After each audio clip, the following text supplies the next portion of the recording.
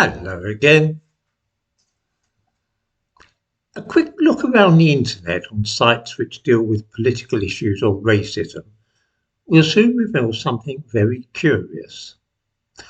On those sites where many people who might loosely be described as right wing are commenting, there's a good sprinkling of comments by people who say odd and unpleasant things. Praise for Adolf Hitler, not infrequently referred to as the Austrian painter, in an attempt to evade moderation from YouTube and so on, together with coded remarks about the Holocaust, things such as wooden doors and so on. We see this, of course, in the comments on this channel. There are also some people who come across as very weird. Such people are a small minority, but they are very noticeable. This is something of a common theme in places like this. If, on the other hand, you go onto a broadly left-wing site, the comments on the Guardian newspaper, for instance, the debate there looks as sensible as a dictionary. No cranks, nobody going on about Jews, no irrelevant and insulting comments. The standard of debate there is certainly better than that on many right-wing sites. What is the explanation for this? I can think offhand of two possibilities. One is that a lot of right-wing people are crazy and irrational and cannot talk for long without shouting "Sieg Heil" or complaining about the Jews. Anti-racists, on the other hand, are outstandingly sensible and can talk coherently and reason logically in a way which is denied to those whose views tend to the right. The second explanation is that all internet sites attract a number of unbalanced individuals, including Nazi sympathisers, but that some are swift to block these people and prevent them from commenting. They therefore drift to places where they are not likely to be moderated or blocked. Believe me, I have no prejudice either way when choosing between these two hypotheses, but I'm bound to say that the second seems to me to be infinitely more probable. You see, censorship, as it is carried out enthusiastically by left-wing people, seldom stops at any specific point. By which I mean, many left-wingers start off with the best of intentions and say that they will not allow any racism or any homophobic comments on their channels or sites. Because they've never asked themselves what they actually mean by racism, this means that they will not only remove comments which talk about Jews or black people, they will also include insulting remarks about any nationality. If somebody says something about the French or the Irish, they will dismiss that as being racist and block the person. Then they move on to comments which seem to them to be offensive for other reasons, perhaps because of swearing or a perceived unacceptable attitude towards women. Then too there is climate change, which some people regard as a desperate emergency and a matter of the survival of the human race. They feel that they have an ethical duty, a moral duty, if you will, to delete comments by those whom they think are climate change deniers.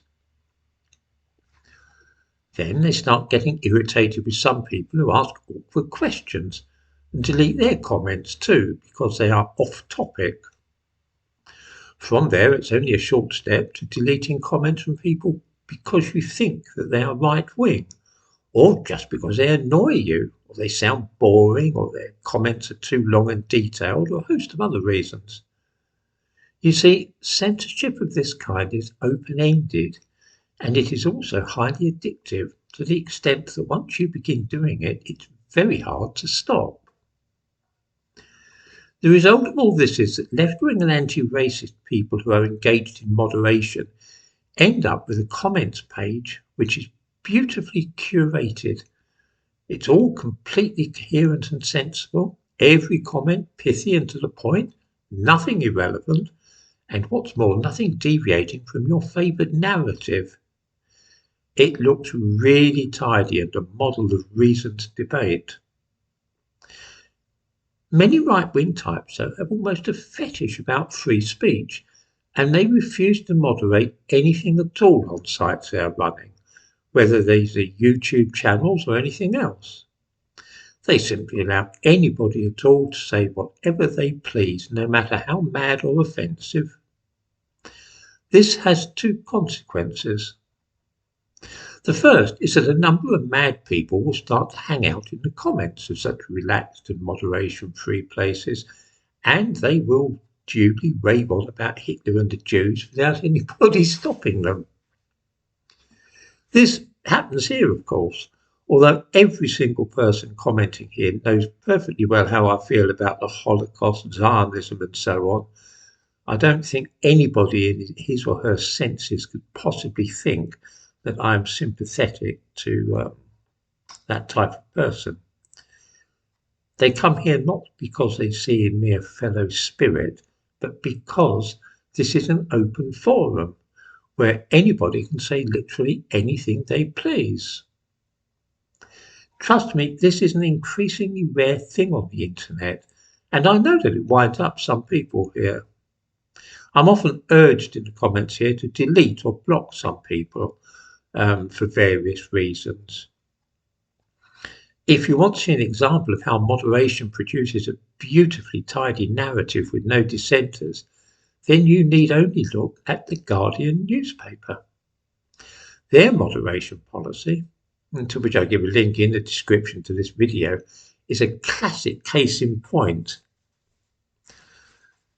Of course, it goes without saying that they will not allow what they call hate speech, and they have a very broad definition there. But also they forbid, and I quote, conversations based on ingrained partisanship or generalizations. What this means is that if anybody feels strongly that the things for which the Guardian stands are mistaken, then they will be blocked from the comments page. Then too, if you post something which is unrelated to the original topic, then it may be removed in order to keep the thread on track. They will decide if something is off topic, of course. Then we read the frankly menacing.